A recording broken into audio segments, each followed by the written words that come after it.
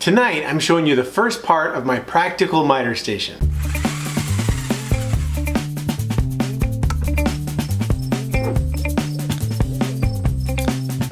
I'm calling this my practical miter station because I've seen a lot of miter stations that are huge and impressive and gorgeous, but they would take up half my garage. And in my setup, where I have one bay of my garage that's dedicated to my shop, I have to be a little bit more efficient with my space. So I designed a miter station that would be practical for me and would work well for anyone else that has a small shop. This miter station combines drawer storage, cut-off storage, a staging area, a scrap bin location, basic dust collection, and a T-track stop block system that all fit within about 6.5 feet of length along my wall. There are more things I want to build and put in on top of this miter station, but stage 1 is complete. I started this build by making 2 different support structures out of 2x4s. These are the base of the cabinets and lift the cabinets off the floor just enough to create a toe kick along the front. On top of this support structure, the cabinet boxes are installed. I built these by cutting up a few sheets of plywood to make 2 solid sides for each cabinet. These are going to be the primary load path for the cabinets. This basically means that the weight of the cabinets, miter station, and everything in it will be transferred through the sides of the cabinets into the base structure, which then rests on the concrete floor.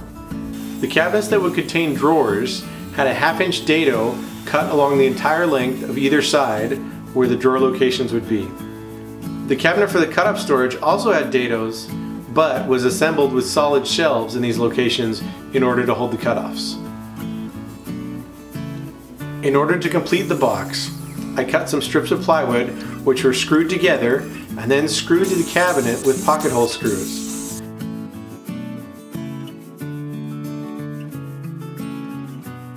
This creates a strong, sturdy structure that is very resistant to racking or twisting.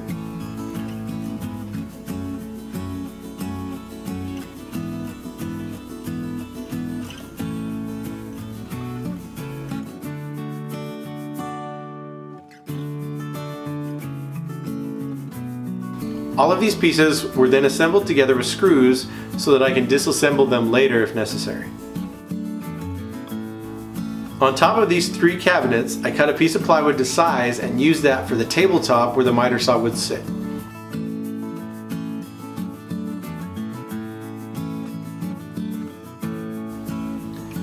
I then cut and assembled the pieces of plywood for the miter table, as well as the supports underneath.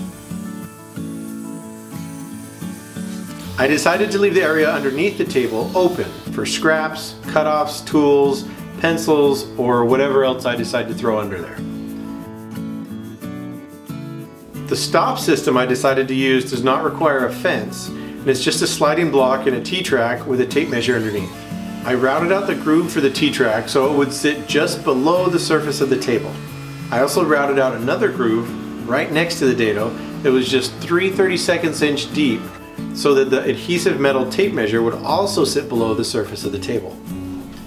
After measuring and cutting the T-track to length with a metal blade on my jigsaw, I installed it in the dado.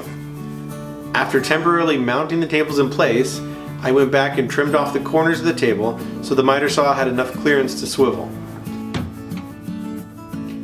Once the tables were mounted at either end of the miter station, I installed indexing blocks, which I then used to secure the miter saw in place. This allows me to remove the saw if needed and then remount it in the exact same location so my tape is still accurate. Directly underneath the area where the miter saw would sit, I decided to add another piece of plywood to prevent any sagging of this surface over time. This may be overkill, but hey, it's not that hard, and now I have full confidence in the strength of this table to support my miter saw over time. And just because I wanted it to look a little bit nicer, I covered up all the plywood edges with strips of birch and cut them to fit in each location.